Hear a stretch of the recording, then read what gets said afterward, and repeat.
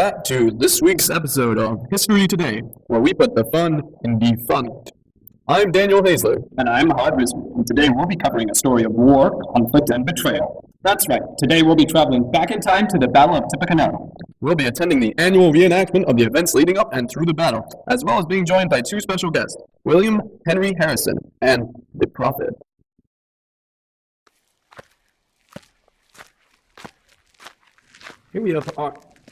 Here we are upon the Indian village of Tippecanoe, Hod. That's right, and the Shawnee brothers Tecumseh and the Prophet have founded a new town here, known as Prophetstown. This is the base operation for their movement. They're attempting to unite all of the tribes east of the Mississippi to form a new Indian alliance. The Prophet and his gang want to organize a defense against the ever-growing American settlers, encroaching upon the land they lived upon for thousands of years before. Wait a second, haven't we heard this story before?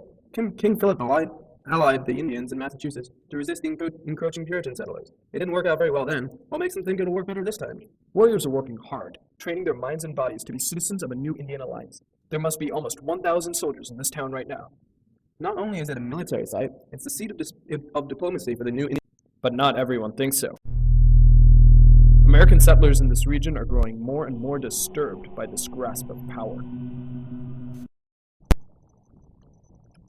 Joining us today in the studio is General William Henry Harrison. Can you give us a rundown on the current situation? Sure. As you know, tensions are high. It is our God-given right to explore this territory, and these Indians are encroaching upon our right to this land. They are amassing a great and powerful force, obviously to subvert our rightful civilization. Our negotiations plan. Negotiations? Negotiations will not solve this problem. We need to strike hard and fast. We will burn the city to the ground. This Indian alliance will not threaten our land again. If the Indians are willing to negotiate, will you at least sit down with them? If the Indians agree to negotiate, we will not immediately initiate conflict, but I wouldn't be too trusting of them. Thanks.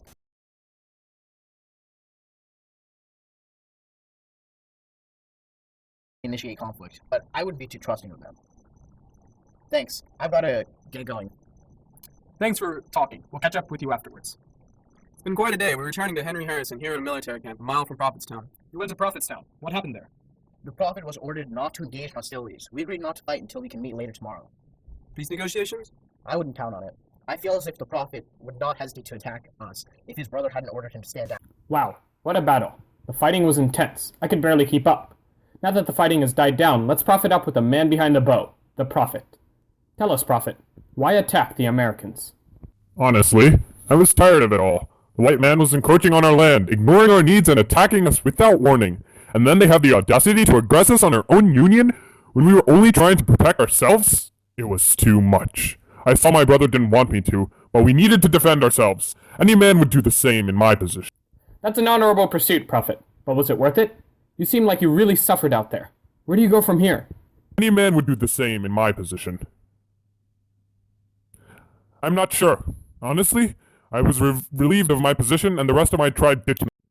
All this talk about the war has got me hooked. What happens after the battle? The Prophet's own troops turned on him and stripped him of his rank and fled the village. Tecumseh comes back to find the town razed to the ground. He and a small band of followers allied with the British forces. What did this mean for the colonial forces? The Battle of Tippecanoe is thought of one of the initial conflicts that sparked the War of 1812. As for Harrison, he would later use this battle as the slogan in his successful presidential bid. Tippecanoe and Tyler too. However, he did unfortunately die in office about a month later. Ouch. Well, that's all the time we have for today, folks.